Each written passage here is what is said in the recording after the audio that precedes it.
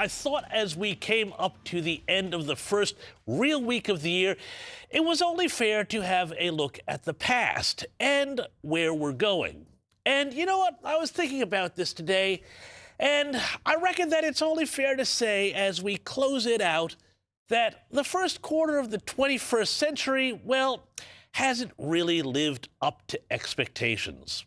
I mean, instead of flying cars, what did we get? We got 9/11, Iraq, Afghanistan, Gaza, a global migration crisis, the COVID pandemic, the invasion of Ukraine, and China threatening to pull the trigger on Taiwan. Feel free, by the way, to add your own disasters to the list at home.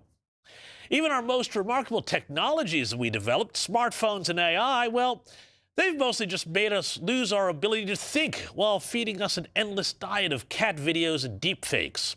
Which is a real shame because, you know what? I still want my flying car.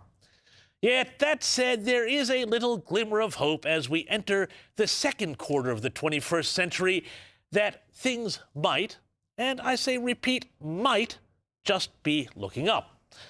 Here's why I say that. Because when you put aside all the black-pilling commentary about the end of the post-World War II order, you know, all the stuff about how suddenly it's Trump and not the very nature of humanity that is causing war and chaos all over the place, two things reveal themselves.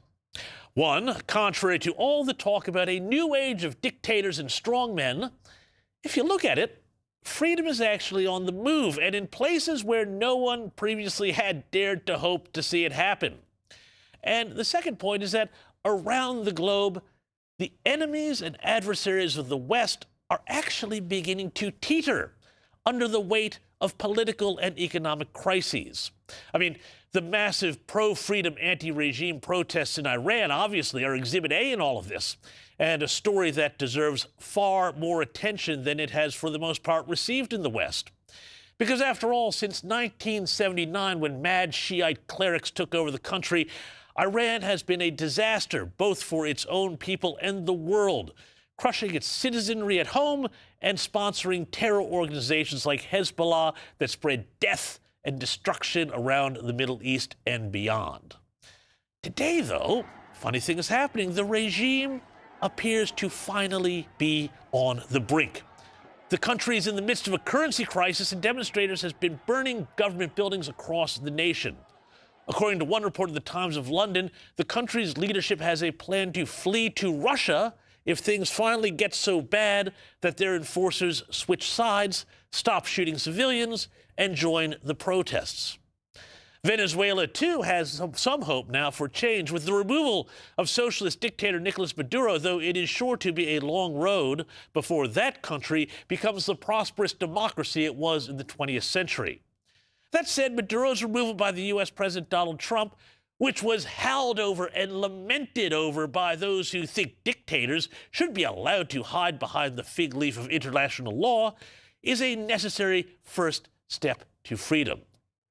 Even so, Maduro's hasty exit at the hands of a Delta Force removal team has set off something of a chain reaction.